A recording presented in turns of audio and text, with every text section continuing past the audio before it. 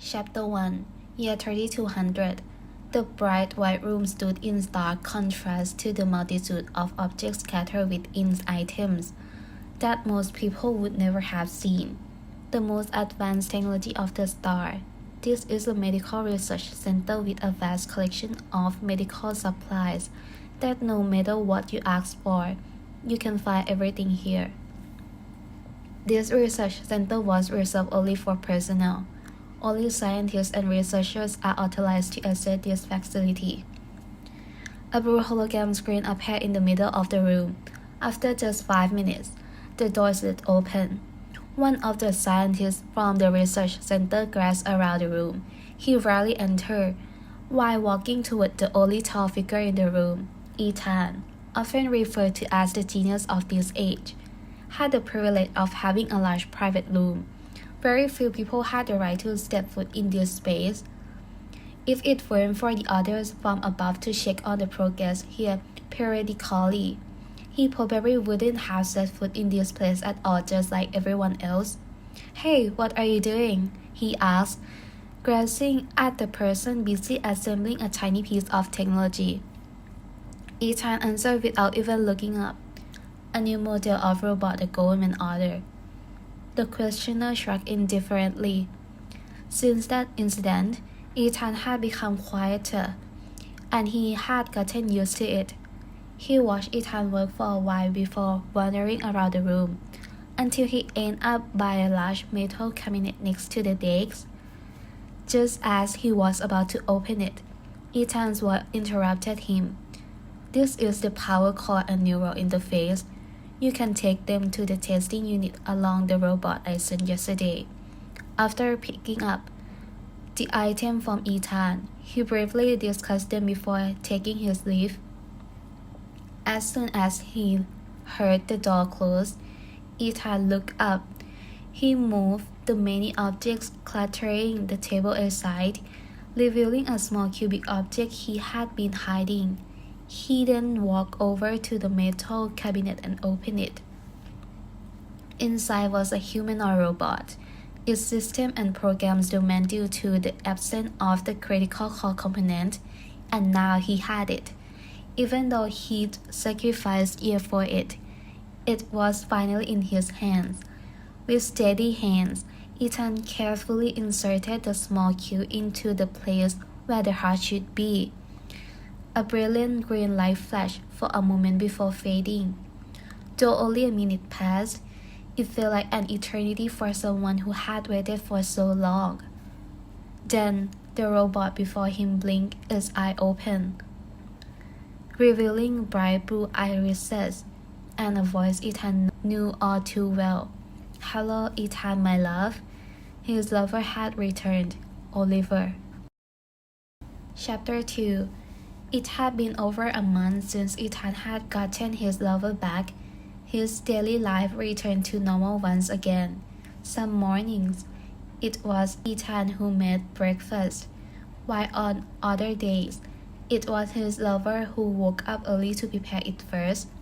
The familiar word of his lover as he went off to work, "Have fun at work, love you," or the words of welcome when he returned, "Welcome back."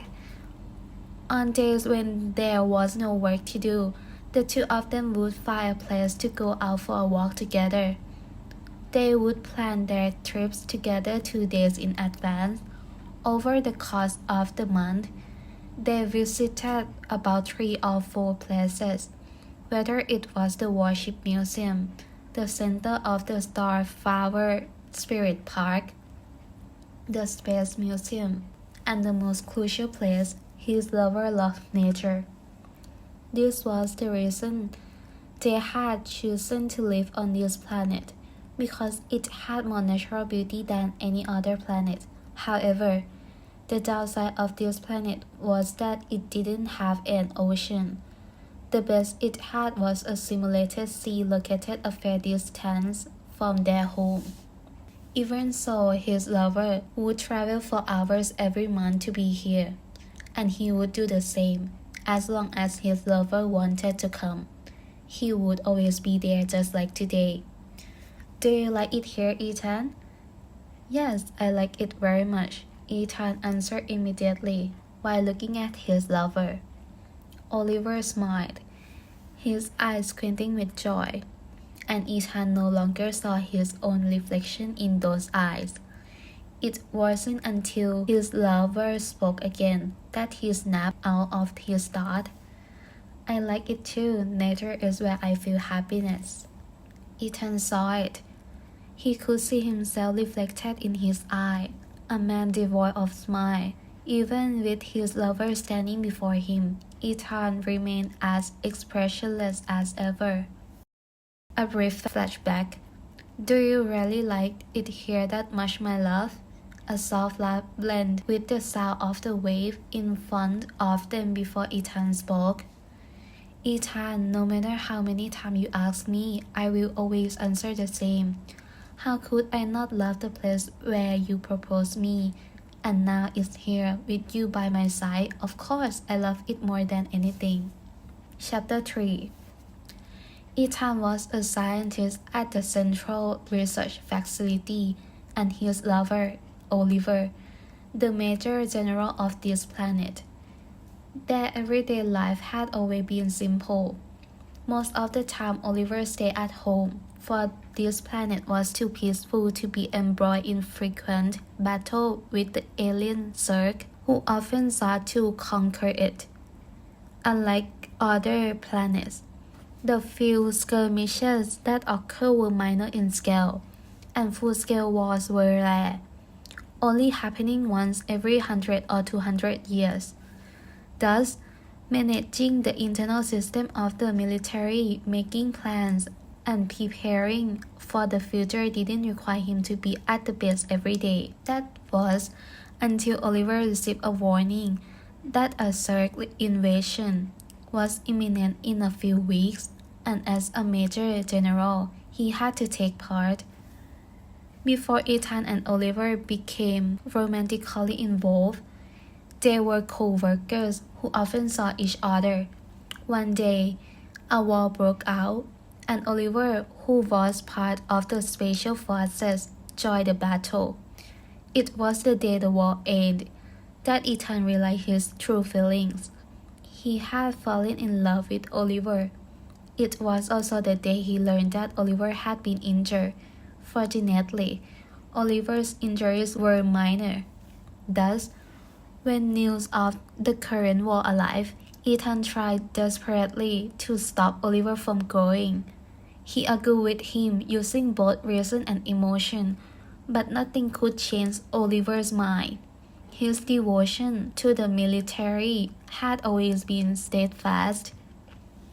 Ethan, Oliver said, you have your duty, which is to develop and protect the people. Me too, I have my duty to protect. That was the last day we had a long conversation. After that, the silence between them grew in their home. Ethan continued going to work as usual, but when he came home, he found nothing but quiet. There was no response, no greeting as they had always been, because Oliver was working late into the night. They no longer went out to enjoy their days off together. It was the first month Oliver hadn't gone to the simulated beach, simply because Ethan had refused to go with him. And then, when Oliver had to leave for a distant journey, Ethan chose not to go with him. Little did he know that journey would be the last time he could see his love again. Chapter 4. Oliver, I'm sorry. Ethan whispered softly, his eyes still distant, gazing at the sandy shore ahead. He turned to look at the person beside him immediately upon hearing a response. Yes, what's the matter? Ethan didn't respond. He simply stared at the pale blue eyes before him, which seemed empty, unlike the familiar sparkle he was used to. It was because he hadn't fed the right memories into this person, wasn't it? Of course, this person wasn't his lover. No matter how much the appearance, voice, personality, and I resemble his love. The memories and heart of the person before him were not the same as the one he had once known. Everything Ethan had done until now had only been an attempt to atone for his past mistakes. He took Oliver to the place his lover had once said he wanted to visit. The reason Ethan brought Oliver here was because during that month, he hadn't taken his true love to this place. Everything Ethan had done was for his own sake, never for Oliver's happiness. Not once had he thought about whether this would bring joy to the person he cared about. It had always been for his own comfort. Oliver, yes. After hearing Oliver's response, accompanied by a smile, Ethan remained silent for a long time. He let the sound of the waves wash away the darkness in his heart. Ethan was about to say something, but the words shifted into a different request. A request for a reassurance, a hope that this time the decision he was about to make was the right one, and that his lover might even be happier if things turn out this way. Can you tell me, please? Tell me what I'm about to do next will make you happier. No matter what you choose, it's always the right decision. I will always support you in everything. His love had always supported him in whatever he wanted to do, no matter the outcome, unlike Ethan. And that was why Ethan couldn't bring himself to ask the question. The question that would ask whether his lover still loved him. He was afraid this time his love would answer him with the word he feared the most, that he no longer loved him because of what he had done. The simulated beach. That day would be the last time Ethan would ever visit it, because the one he loved was no longer there. He had approached Oliver first and had been the one to hold that hand, but in the end, it was he who let that hand slip away.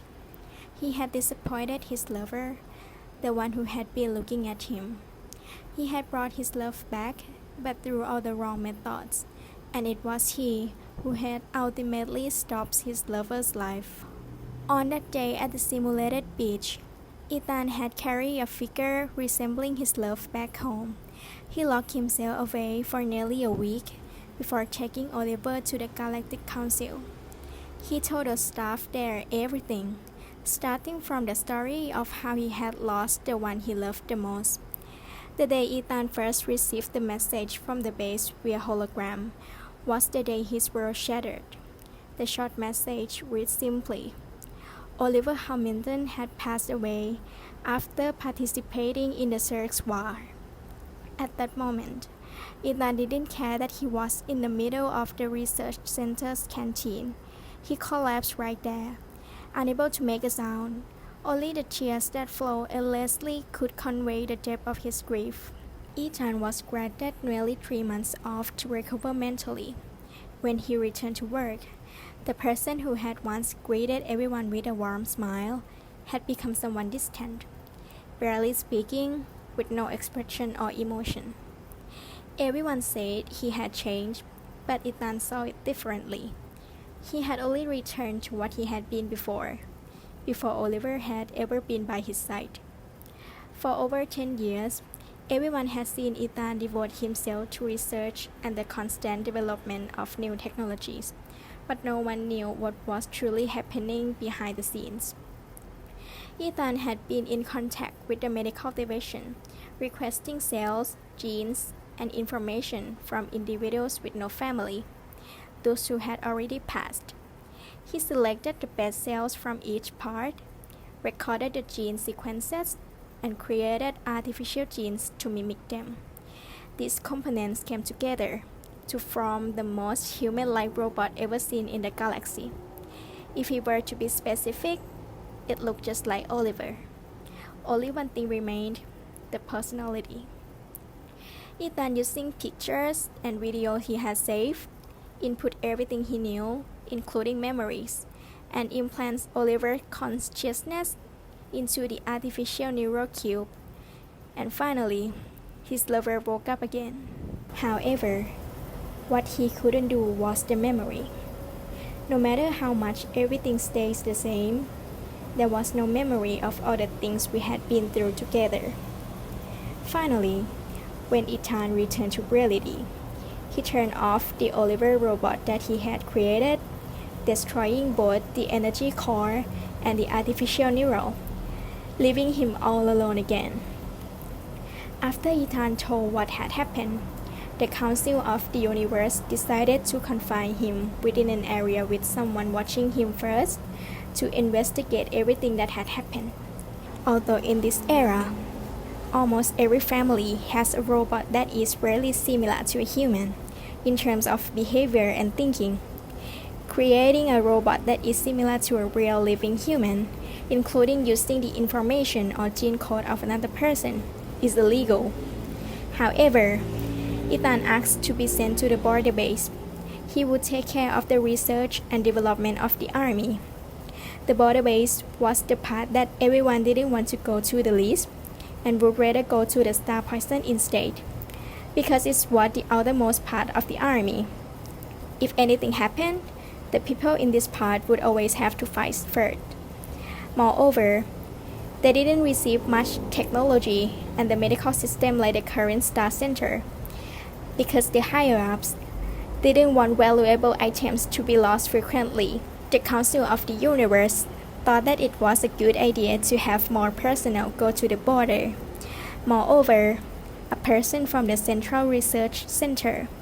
For this reason, Ethan was temporarily stationed at the border base.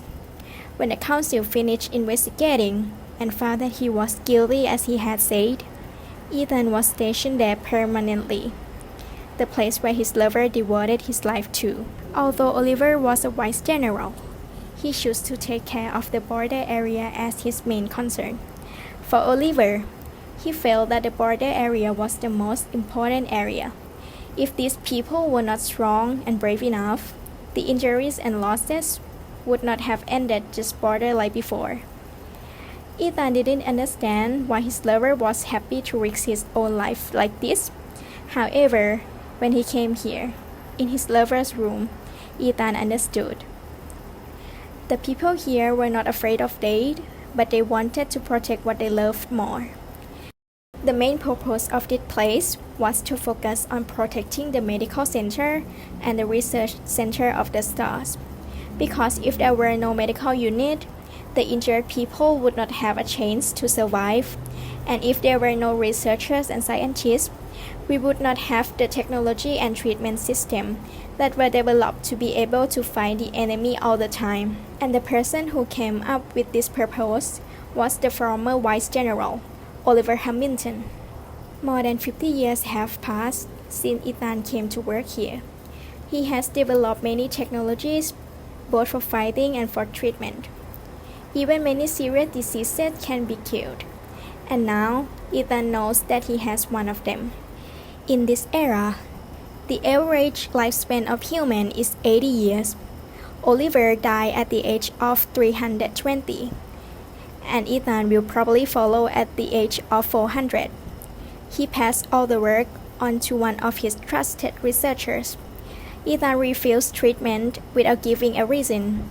Many people felt sorry for a talented person like Ethan, but no one thought of persuading him to receive treatment just because Ethan's small smile that was revealed since he found out that he had a serious disease. Ethan squinted his eyes slightly when he saw bright white, until he started to get used to it. He looked around. The area around him was only white, borderless, but he chose to walk in one direction until he saw many doors. Ethan did not hesitate to open one of them, the door that was similar to his house. A bright light shot into his eyes again. When he opened his eyes, Ethan saw his house that was still the same. But it wasn't because of the furniture. It's because of the person there, the person he misses the most. Today is Christmas, a day with the story that there was a person in red who gave a gift to the person who had the highest wish. Perhaps the fact that he closed his eyes, lay on the bed peacefully, and opened his eyes to see this scene in front of him might be a gift from that person. Ethan still stood at the door. He didn't dare to approach because he was afraid that his lover would push him away. However, it was the other person who walked towards him instead. "Why did you come so early? I could have waited longer." As soon as Oliver finished speaking, Ethan immediately went to hug him. His heart, which had been cold for a long time, gradually warmed up. "It's been a long time, my love. I love you. I'm sorry. Ethan kept saying "I love you" and apologizing until his lover broke away from the hug to wipe away his tears. "You did great, Ethan. I love you too. I still love you." Ethan looked into the blue eyes that reflected his smiling face. "But there's no sea here, my love." The familiar chuckle and wide smile before answering each other like every time. "It's not that I love you because of the sea. I love the sea because of you, Ethan. No matter how many times you ask, I will answer the same. There is no way I wouldn't like where you proposed. And no matter where or when you are, I will definitely like it."